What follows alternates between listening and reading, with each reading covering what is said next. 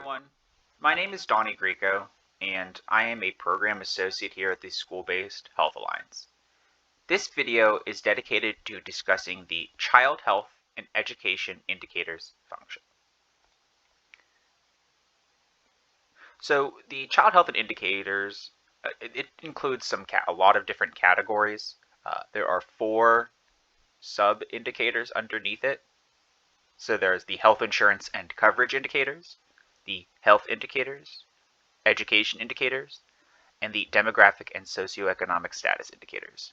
Each of those contains its own filters, which you can activate by left-clicking on the boxes. So some basic uses to begin using the function after we've already clicked on this box, or this circle. You can go and select a state name. You can either type it here, or you can select this drop-down arrow and find your state. So in this case, we're going to use Colorado. Note, the states are in alphabetical order, which makes it easier to find what you're looking for. So after you've chosen your state, after a moment or two, the state will be zoomed into, and the county lines will appear to divide them in the selected area. Just a note, the Child Health and Education Indicators tool contains polygon data, whereas the School-Based Health Centers and School Characteristics contains point data. So to turn on a specific indicator, left-click on the checkbox. You'll notice that different counties become filled in and are shaded blue. Areas with percentages or rates above the national average are those that are shaded. Areas of higher need will appear in darker shades of blue whenever you overlap. So to show that off, let me go to a different indicator section. Okay, and you can see that the shading has changed, and you can see that the darker areas indicate those where there is an overlap. Areas of higher need. Also, if you look to the side here, there are specific circles that appear. This shows the number of filters that have been turned on under that indicator. So for this, there's only one, so the number 1 appears. But let's say I turned on a second one, the number 2 would appear, just so you can tell. You can also see that the county view over here has updated to include those new filters as you've added them. The sliding circle will also appear. It begins at the national average. And then the second one is defaulted at 100%. You can click and drag to slide them, or you can use the arrow keys to narrow your selection. And then it will color in the counties that fall in that range. If you want to learn where this information came from, you can hover over the I or Information button, and each one will provide its source and where it came from.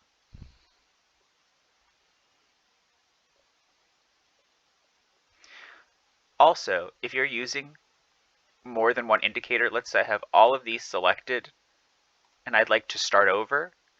For the individual ones, if you click on your left mouse button, this deselect all, it will reset the section.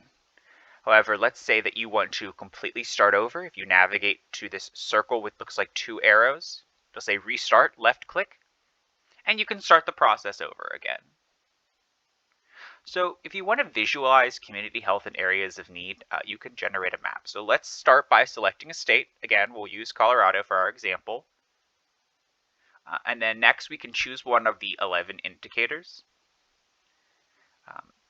We can go through and pick which one we want. So let's go through and choose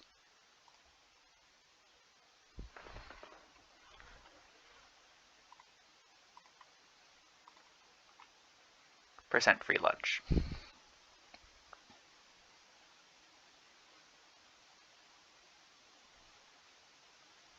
So it's also important to note that if you drag your first circle all the way out,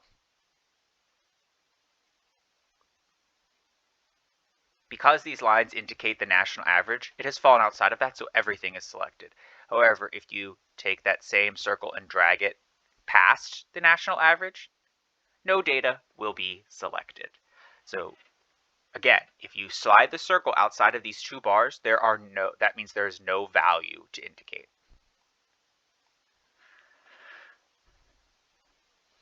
So that's how you view a county with just one indicator. But let's view one with multiple indicators. So instead of just selecting the % free lunch, we're also going to select, let's go under here and select teen birth rate and adult population % obese. You can notice again that the colors are blending together.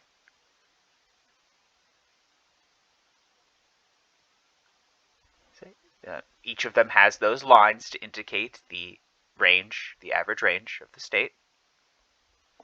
If you scroll down to the bottom, you'll see a histogram, and it has different numbers labeled.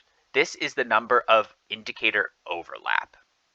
So if you click on one of the bars, it'll highlight only the underperforming counties. It will no longer show the counties underperforming for all of the indicators, just the one that you have selected. And a callout will appear that indicates the number of counties. So that's 2 overlapping indicators, 10 areas in the section. So in this example, when we look at it, you can see it tells you how many, each one gives you the numbers of overlapping areas. You can also learn more about a county. If you hover over it, this gray pop-up box will appear, which lists the county name, the total population, the number of public schools, total enrollment in public schools, and the number of school-based health centers in that county.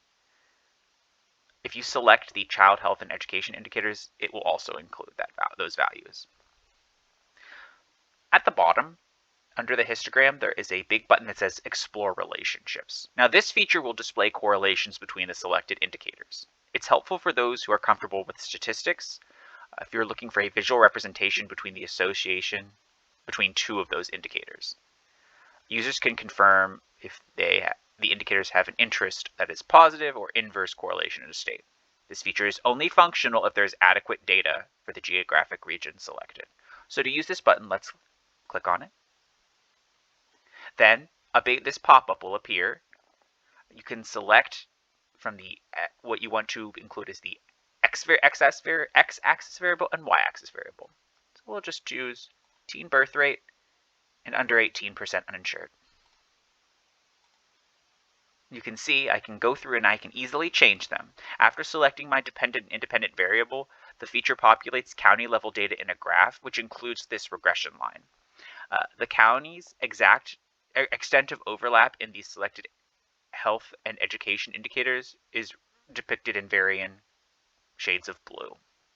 The bottom of the chart includes the R-squared value and the standardized and unstandardized beta coefficients. Users can select the 3 lines on the right corner to view the chart in full screen. You can also print it here or download it in the available formats. Finally, if you close out of this, there is the data view. If you click on the Data and Analysis button, another pop-up will come up, and this has information like county, under 18% uninsured, all of the information that you have selected. If you put your mouse between 2 of these boxes, you can click and drag and make them bigger or smaller depending on what you need. You can also export this data into a CSV file into Excel. So for states, this will show all the indicator data for every county, not just those selected. It will appear in the browser downloads. So if I left click on export, you can see under the browser downloads feature, here it is ready to be exported into Excel.